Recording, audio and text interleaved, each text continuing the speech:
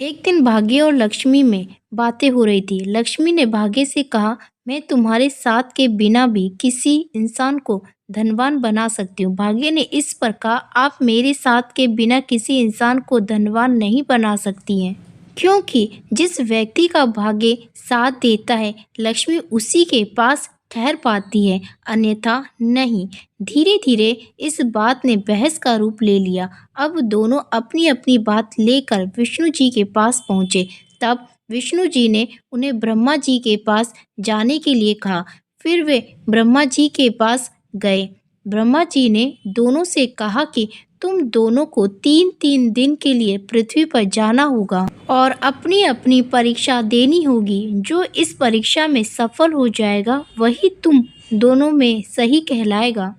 अब दोनों ने ब्रह्मा जी की बात मान ली और पहले लक्ष्मी जी पृथ्वी पर आई। वहां आकर उन्होंने देखा कि एक भिखारी सड़क पर बैठकर भीख मांग रहा था। लक्ष्मी जी उसके पास गई, उसे एक हीरा देकर कहा कि ये लो, आज से तुम्हारे दुख के दिन बीत गए। तुम्हें आज से भीख मांगने की कोई जरूरत नहीं है। वह व्यक्ति हीरा देखकर बड़ा प्रसन्न हुआ और वहां से उठकर अपने घर की ओर चलने लगा। रास्ते में उसे प्यास लगी तो उसने एक तालाब के पास रुककर पानी पीने की सोची। जैसे ही वह पानी पीने के लिए नीचे झुका तो उसकी जेब में से हीरा निकलकर तालाब में गिर गया और वहां उसे एक मछली ने निगल लिया।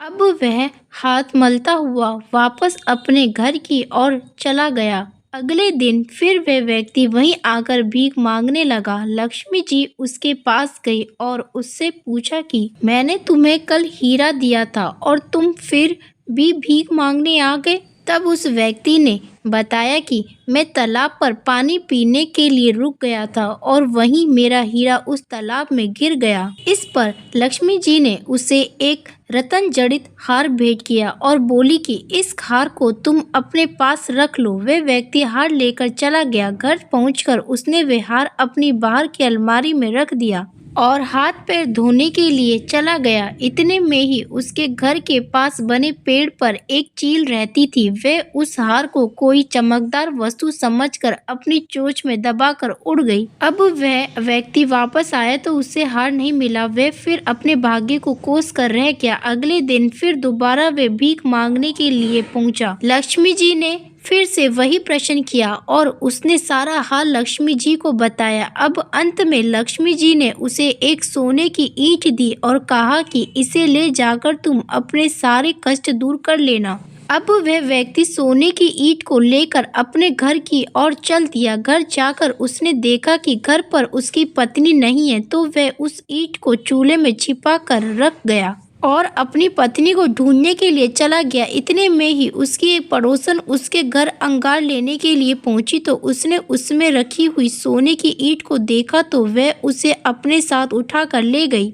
अब वह व्यक्ति घर वापस आकर देखता है कि सोने की ईंट गायब है। वह फिर परेशान होकर अपने भाग्य को कोस लेता है। अगले दिन वह फिर वही वापस बैठा मिलता है। तब ब्रह्मा जी कहते हैं कि लक्ष्मी, तुम्हारे 3 दिन पूरे हुए, अब भाग्य की बारी है। अब भाग्य उस व्यक्ति के पास जाता है और उसे एक खोटा सिक्का देकर उससे कहता है कि तुम आज इससे अपना काम चला लेना। वह उसे और लेकर घर की ओर चल देता है। रास्ते में वह सोचता है कि इस सिक्के के बदले कुछ ज्यादा अच्छी चीज तो नहीं मिलेगी, लेकिन कोई ना कोई छोटी मछली जरूर मिल जाएगी। ऐसा सोच वह मछली वाले के पास मछली खरीदने पहुंच जाता है। अब वह उसके बदले एक छोटी सी मछली खरीद लेता है। संयोग से वह वही मछली होती है जिसके पेट में लक्ष्मी द्वारा दिया गया हीरा था। अब वह उसे लेकर अपने घर पहुंचा और अपनी पत्नी से कहने लगा कि आज मुझे एक आदमी ने खोटा सिक्का दिया था, जिसके बदले में इस मछली को ले आया। आज के खाने में इसे ही पका लेना,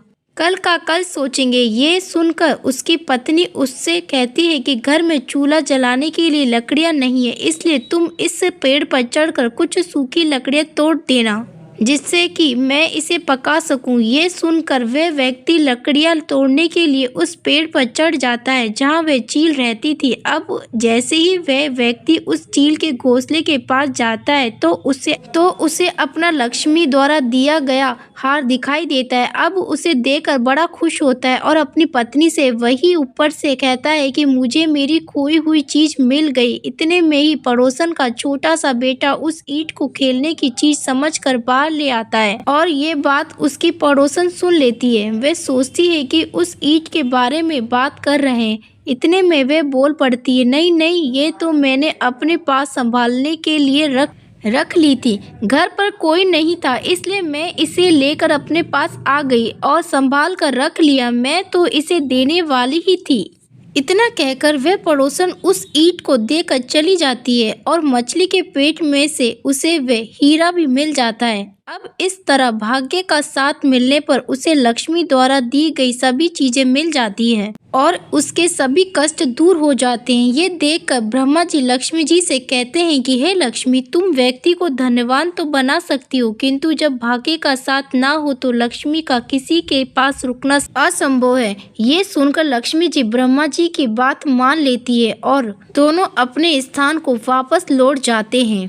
दोस्तों, आपको ये कहानी कैसी लगी? कृपया कमेंट करके जरूर बताएं और ऐसी ही और भी बहुत सारी कहानियों को सुनने के लिए चैनल को सब्सक्राइब जरूर करें। धन्यवाद।